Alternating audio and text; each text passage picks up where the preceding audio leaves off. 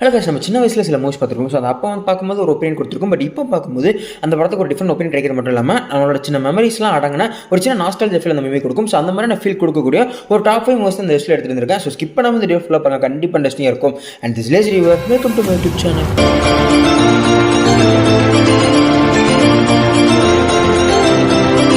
Jack Sparrow.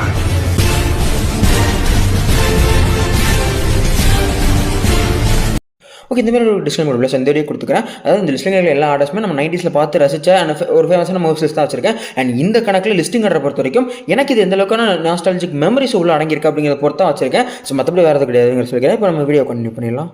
Okay, இந்த லிஸ்ட்டில் 5th இருக்கிற மூவி 2007 சேர்ந்த டி வார் டிராகன் வார். இன்னும் தெளிவாக சொல்லணும்னா, நான் சாக விட மாட்டேன் இல்லை ருத்ரநாகம் தமிழில் 2 பேர் வச்சிருந்திருப்பாங்க. ஸோ இந்த படத்தோட கதையை பொறுத்த வரைக்கும் ஒரு தீய சக்தி நல்ல சக்தின்னு 2 விஷயம் இருக்கும். ஸோ தீய சக்தியாக இருக்கக்கூடிய ஆர்மிஸ் எல்லாருமே பூமிக்கு ஒரு பொண்ணை தேடி வருவாங்க. ஸோ அந்த பொண்ணை காப்பாற்றுறவளை ஈத்தன் அப்படிங்கிற கேரக்டர் கிட்ட கொடுத்துருந்துருப்பாங்க. ஸோ அவன் வந்து 16th செஞ்சுரியில் வாழ்ந்த ஒரு வேரியரோட ஸ்பிரிட்டாக அவனுக்கு ஹெல்ப் பண்ணும். ஸோ அந்த ஹெல்ப் மூலியமா இவன் அந்த பொண்ணை தீய சக்தியிலேருந்து காப்பாற்றினானா இல்லையா, அந்த தீய சக்தி இவன் அடையிறதுக்கு என்ன மாதிரியான அழிச்சாட்டியெல்லாம் பண்ணிச்சு அப்படிங்கிறது அந்த படத்தோட கதை. ஸோ ஒன்லைன் சினாப்சிஸ் கொஞ்சம் உங்களுக்கு புரிஞ்சுக்கும். பட் இந்த படத்தை சின்ன வயசில் பார்க்கும்போது நான் ரொம்ப ரசிச்சு திரும்ப பார்த்துட்டு இருப்பேன். பட்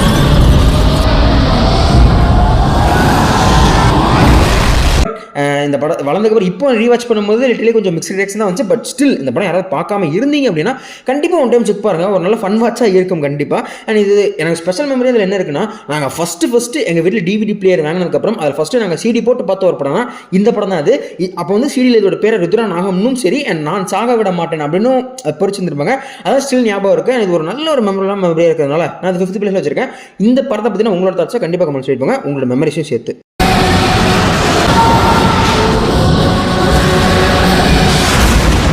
இந்த லிஸ்ட்டில் 4th இருக்கிற மூவி 2006 ரிலீஸ் ஆயிருந்த தி ஹோஸ்ட். இந்த சின்ன வயசில் ஏகப்பட்ட சீரிஸ் கலெக்ட் பண்ணி ஏகப்பட்ட மூவிஸ் பார்க்குற ஒரு ஆளாக இருந்தீங்கன்னு வச்சுக்கோங்களேன். இந்த படத்தை கண்டிப்பாக மிஸ் பண்ணாமல் நீங்கள் பார்த்துருப்பீங்க. இந்த படத்தில் பேர் மறந்துருக்கலாம், இல்லை தெரியாமல் இருந்திருக்கலாமே தவிர்த்து இந்த படத்தை கண்டிப்பாக நீங்கள் செக் பண்ணிருப்பீங்க உங்களுக்கே தெரியாமல். அண்ட் இந்த படத்தோட டேரக்டர் தான் போங் ஜாங். அதாவது பேராசைட் மூவியோட டேரக்டர் தெரியுமா, அவர் தான் இந்த படத்தோட டேரக்டர் இருந்திருக்காரு. கம்மிட்டி இந்த படத்தோட ஸ்டோரி கேட்டிங்கன்னா, ஒரு சயின்டிஃபிக் லேபில் சில ரிசர்ச் பண்ணுவாங்க. அதில் வேஸ்டான கெமிக்கல்ஸ் வந்து அவங்க ஒரு வாஷ் பர்சனில் ஊற்றுவாங்க. அது ஒரு ஆற்றுல கலந்துடும். ஸோ அந்த ஆற்றுல கலக்கிறது மூலமாக ஒரு ஃபிஷ் வந்து ஐடென்டிஃபைடு மான்ஸ்டரை கிரியேட் பண்ணிடும். ஸோ இந்த மான்ஸ்டர் ஊருக்குள்ள வந்து என்னென்ன மாதிரியான சம்பவம் பண்ணுது, அதுக்கிட்ட நம்ம ஹீரோட பொண்ணு மாட்டிக்கும். அந்த பொண்ணை காப்பாற்றி இவர் எவ்வளோ தூரம் அந்த குடும்பம் போராடுது, அண்ட் கடைசியில் அந்த மான்ஸ்டரை கொன்னாங்களா இல்லையா அப்படிங்கிற மாதிரி அந்த படம் ரன் ஆகிட்டு இருந்திருக்கும்.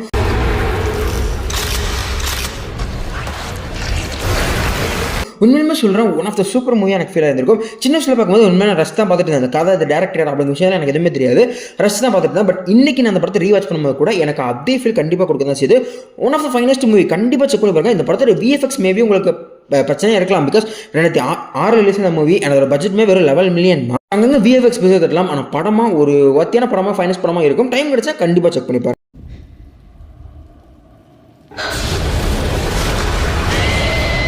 ஓகே, இந்த லிஸ்ட்டில் 3rd பிளேஸ் வச்சிருக்க மூவி 1993 சேர்ந்த ஜுராசிக் பார்க். கண்டிப்பாக நிறைய பேர் லிஸ்ட்டில் கண்டிப்பாக டாப் 1 கொடுத்துருப்பீங்க நம்புறேன். ஸோ அந்தளவுக்கு ஒரு ஒர்த்தான ஃபிலிம் தான். இன்றைக்குமே இந்த படத்தை நான் போய் ரீவாச் பண்ணாலுமே கூட ஃபஸ்ட் டைம் பார்க்கும்போது என்ன ஒரு மெமரிஸ், என்ன ஒரு நாஸ்டாலஜி இருந்துச்சு, அதை தாண்டி என்ன ஒரு மொமெண்டம் இந்த படம் கிரியேட் பண்ணிச்சோ அதை இன்றைக்குமே ரீவாச் பண்ணும்போது அப்படியே கொடுக்கும். ஸோ அந்தளவுக்கு ஒரு ஸ்பெஷாலிட்டி கூட ஒரு ஒர்த்தான ஃபிலிம் தான் ஜுராசிக் பார்க். பட் ஸ்டில் மற்ற படங்கள் இதில் வச்சிருக்கேன். ஸோ அது எல்லாமே என்னோட நாஸ்டாலஜிக்கில் நல்லா கலந்துருக்கிறதுனால இந்த படத்தை நான் வந்து 3rd பிளேஸில் வச்சிருக்கேன். அண்ட் அதே மாதிரி இந்த சீரிஸில் ஒரு 7 படம் வந்திருக்கும். அந்த 7 கம்பேர் பண்ணிங்கன்னா எனக்கு ஒரு 3 படம், அதாவது ஜுராசிக் பார்க்காக இருக்கட்டும் and Jurassic world and fallen kingdom, இந்த 3 படம் தான் எனக்கு பிடிக்கும். அந்த ஒரு ரீசனாலையும் இது இந்த லிஸ்ட்ல வச்சிருக்கேன். பட்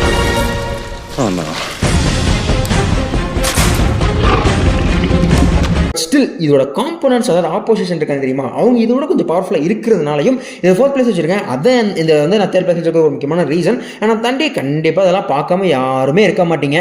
ஒருவேளை இருந்தீங்கன்னா மிஸ் பண்ணிடாதீங்க, அவ்வளோதான் நான் சொல்றதுக்கு.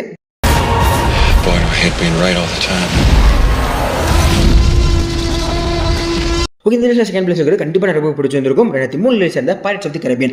ஸோ அந்த ஃப்ரான்ச்சைஸ்னு சொல்லலாம். ஸோ மொத்தம் 3 பார்ட், 2003, 2006, 2007 சொல்லிட்டு மொத்தம் 3 பார்ட் ரிலீஸ் ஆகுது. இந்த 3 பார்ட் கிரியேட் பண்ண அந்த மொமெண்டம் அண்ட் அந்த ஒரு ஃபீலுக்காகவே பார்ட் 4 பார்ட் 5 எடுத்தாங்க. அண்ட் அந்த பார்ட் 4 பார்ட் 5 மிக்ஸ்டு ரியாக்ஷன் வாங்கியிருந்தாலுமே கூட அந்த அளவுக்கு ஒரு சூப்பராக இல்லை அப்படிங்கிற ஒரு ரிவ்யூஸ் வாங்கியிருந்தாலுமே கூட கலெக்ஷனில் மிகப்பெரிய ரெக்கார்ட்ஸ் பண்ணுச்சு. Because of the first 3 parts hype அப்படின்னு சொல்லலாம். ஸோ இந்த ஃபர்ஸ்ட் 3 பார்ட் கிரியேட் பண்ண மொமெண்டம் அப்படி. அண்ட் ஸ்டில் இந்த படம் வந்து எப்படி தான் மிக்ஸ்டாக வந்தாலும் சரி, என்னதான் ஆவரேஜான டாக்ஸ் இருந்தாலுமே சரி, இந்த 5 பார்ட்டையுமே நான் ரீவாச் நம்பர் ஆஃப் டைம்ஸ் பண்ணுறேன். இதில் சில சீக்வன்ஸ் நான் ஸ்கிப் பண்ண பார்க்குறேன்னா அதுக்கு ஒன் அண்ட் ஒன்லி ரீசன் என் தலைவன் ஜானி டெப், அதாவது கேப்டன் ஜாக் ஸ்பேரோக்காக மட்டும்தான்.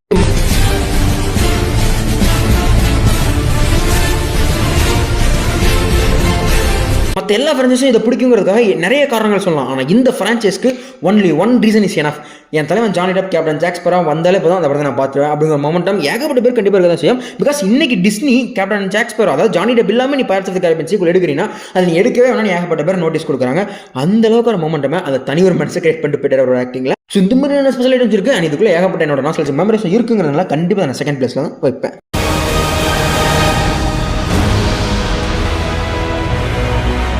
ஓகே, இந்த ஃபஸ்ட் பிளேங்கிறது கண்டிப்பாக நிறைய யூஸ் பண்ணிருக்கேன். பெரிய கம்பெனி விஷயம் அதான் ஹாரி பாட்டர் ஃபிலிம் ஃப்ரான்ச்சைஸ். இது எல்லாருக்கும் பிடிச்சிருக்கும்னு நினைக்கிறேன். இதில் இந்த ஃபிலிம் ஃப்ரான்ச்சைஸ் மொத்தமாக எனக்கு ரொம்ப பிடிக்கும். இதில் கூட 8 படமும் எனக்கு ரொம்ப பிடிக்கும் எக்ஸப்ட் டெட்லி ஹாலோவன். அது எல்லாருக்குமே அப்படி தான் நினைக்கிறேன். ஸோ இதில் கூட இந்த 7 படத்தையுமே நான் நம்பர் ஆஃப் டைம் ரீவாச் பண்ணியிருக்கேன். ரீவாச் பண்ணும்போது எனக்கு ஒரு நல்ல மொமெண்ட் தான் அப்புறம் கொடுத்து முடிஞ்சிருக்கும். இது லிட்டரலி 2001 ஆரம்பிச்சு 2011 வரைக்கும் வரக்கூடிய ஒரு 10 வருஷம் இருக்கக்கூடிய ஒரு coming of age movie. So அதனால இதில் இருக்கக்கூடிய ஒவ்வொரு மூவியும் ஒவ்வொரு மொமெண்டம் கிரியேட் பண்ணி கொடுக்கும். அதுக்கு நீங்கள் 10 வருஷம் உட்காந்து பார்க்கணும் அப்படிங்கிற அவசியம்லாம் கிடையாது. இது வந்து நீங்கள் தினமும் ஒரு படமாக 8 நாளில் பார்த்தாலுமே அந்த மொமெண்ட் தான் உங்களுக்கு கிரியேட்டாக கொடுக்கும். பிகாஸ் நான் இது 10 வருஷம் உட்காந்து பார்க்கல. 2011-12 காலத்தில் எங்கள் அப்பா வந்து நிறைய சீரிஸ்லாம் வாங்கி போடுவார். அது ஒன்று ஹாரி பாட்டர்னா இன்னொன்று பைரட்ஸ் ஆஃப் தி கரீபியன் தான் இருக்கும். ஸோ இந்த நீங்கள் டாப் 2 கூட இந்த லிஸ்ட்டை நீங்கள் ஷாக் கூட பண்ணிக்கலாம். அந்தளவுக்கு இந்த படம் எங்களுக்கு 2 பேருக்குமே ஃபேவரட்டான ஒரு படம் தான். லிட்டரலி இந்த 2 படத்தோட சீடி நாங்கள் திரும்ப பார்த்து அது ஸ்க்ராட்ச் ஆகி தேஞ்சு போய் திரும்ப போய் நாங்கள் சீடி ஒரு 2 தடவை வாங்கிட்டு வந்ததெல்லாம் எனக்கு ஞாபகம் இருக்குது. அந்த அளவுக்கு நம்ம மாட்டோம் இந்த 2 படத்துலையுமே கேரியாக தான் செய்யுது. முக்கியமாக இந்த Harry Potter movie first part 2001 வந்துச்சு. அது வந்து 24 வருஷம் ஆச்சு. அண்ட் இந்த சீரிஸ் எண்டாய் அதாவது 2011 கடைசி படம் வந்துச்சு. வந்து 14 வருஷம் ஆச்சு. பட் ஸ்டில் இந்த படத்தெல்லாம் ரீவாச் பண்ணால் அந்த ஒரு மொமெண்டம் கிரியேட் பண்ணுது. ஒவ்வொரு தடவை பார்க்கும்போது அந்த மொமெண்ட் ஃபாலோ ஆகிட்டே இருக்கிறதெல்லாம் கண்டிப்பாக சாத்தியமில்லாத ஒரு விஷயம் ஏகப்பட்ட மூவிஸ்க்கு. ஆனால் இந்த படம் அதை பண்ணிட்டு தான் இருக்கு இப்போ வரைக்கும்.